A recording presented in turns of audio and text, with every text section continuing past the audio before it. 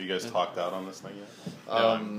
This is kind of the last leg of the tour. Yeah. You know, I've just been asked that question so many times. Well, I'm sorry. No. Sorry, no. We're just warming up, you know. Yeah. Now we've got our answers now, so it's up to you guys to give us a question we haven't heard before. You know? So what's a question that you wish you had been asked? Well, I wish we could have talked more about Ernest Goes to Jail like we did in the last series. Yeah, we just yeah. That was more like we steered it in that direction. We forced it that way. That's where every conversation should go. Yeah, exactly. Why not? I mean, whatever you guys want. Well, I'm obviously very curious in terms of the casting of Dan. I think that's a very inspired casting choice. And I was wondering if we talked about, when you were in South by Southwest, we talked about You're Next and casting Sharni, and that was also a very inspired casting choice. So can you talk a little bit about what was the impetus that made you want to say, this guy can play this character? Well, I mean, he just fit perfectly into what that character needed to be, which is somebody that you kind of would just naturally trust. You know, Dan has like a very likable, like just natural, you know, charm to him. So, you know, that was kind of what we were like looking for, was somebody that it would be believable that in this situation that this family would let him into their home. You know, and beyond that, you know, Dan just, you know, he has like a coolness to him that just kind of fit the character, and he was just ready to do something like this. He got the sense of humor of it, and you know, so it was pretty straightforward. Once I met him, I felt pretty comfortable. Like, this is the guy for the movie. You know, like, he was one of the first meetings I took on the film, and I met a lot of actors in that kind of age bracket, and from the get-go, I was like, this is the guy. You know? Well, I imagine when you're screen testing, at some point you say, like, okay, now do this dead-eyed steel face. Well, I never screen testing. Oh, you never screen tested them? No, not for that. It was just meeting with them. You know, meeting with a lot of actors, and I think if it had gotten down to that point, we would have done it. But like, it was clear that he could do it. I mean, the real question is like, you know, like, you know, something like that makes, you know, maybe like your foreign sales company is a little nervous because, you know, he's not known for doing this thing, so it's not an obvious sell.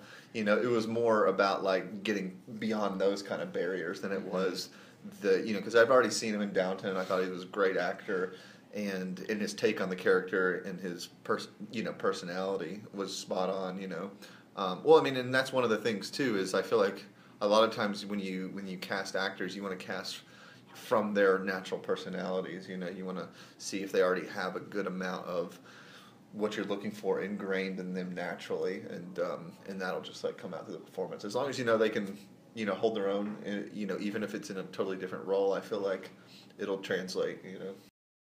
So the film definitely has kind of an 80s vibe to it, like a nice throwback to some of the 80s genre films.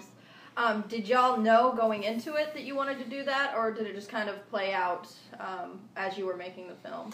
Well, yeah, I mean, that was cooked in from the beginning because, you know, rewinding back to the kind of genesis of this whole situation, you know, prior to You're Next and including You're Next, we always had to, you know, to be able to raise money for the films, we always had to kind of pick a specific subgenre that was more or less a safe financial bet for the investors, and because, you know, we weren't safe financial bets yet ourselves, you know. Yeah.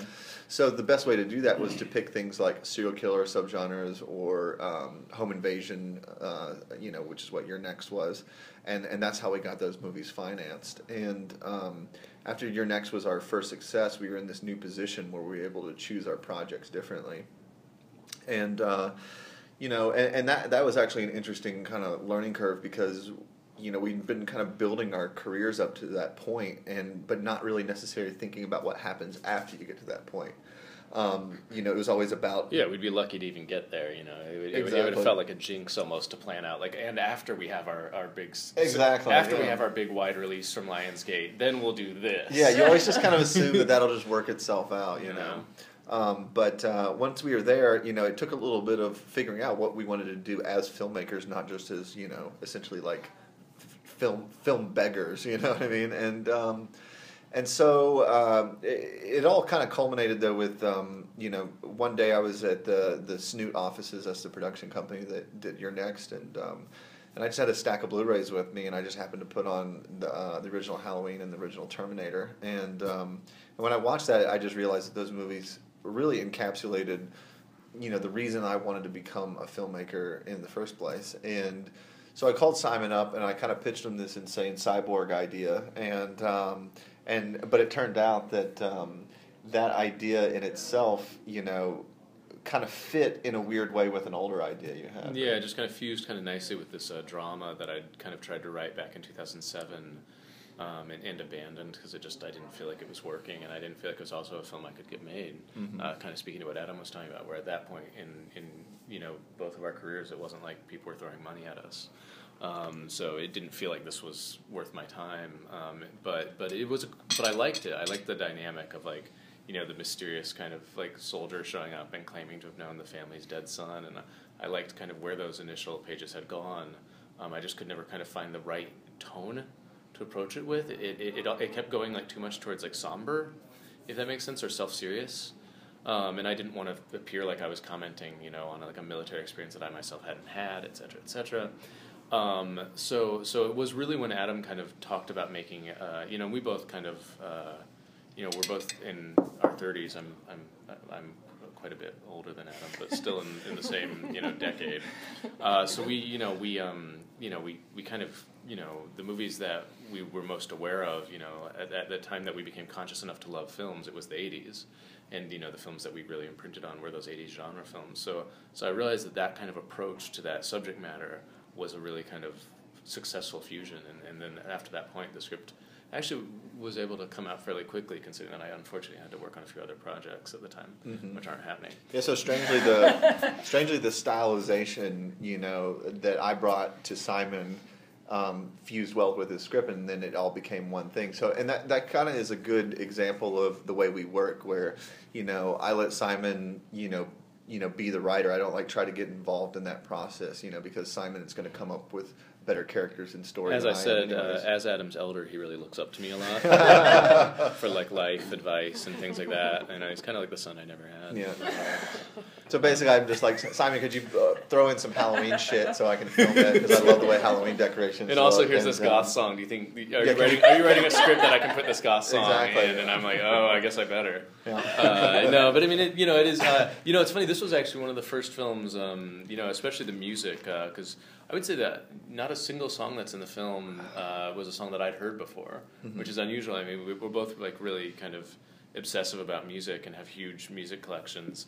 But I just didn't have that kind of knowledge overlap of like early kind of electronic goth stuff, which Adam was super aware of. So it was kind of him sending me the music really guided my creative process in terms of finding that tone. Just like being able to kind of listen to those tracks. And I think we've kind of continued to work that way on future scripts. It's more like when I'm writing, Adam will kind of send me a song, and I'll be like, oh yeah, this is perfect. But also Adam really does. He just knows a ton about bands that are out there in the world, so I discover a lot of kind of music that I like through him. Thank you. Just a small that answer went all over the place. That answer like spiraled into like something else.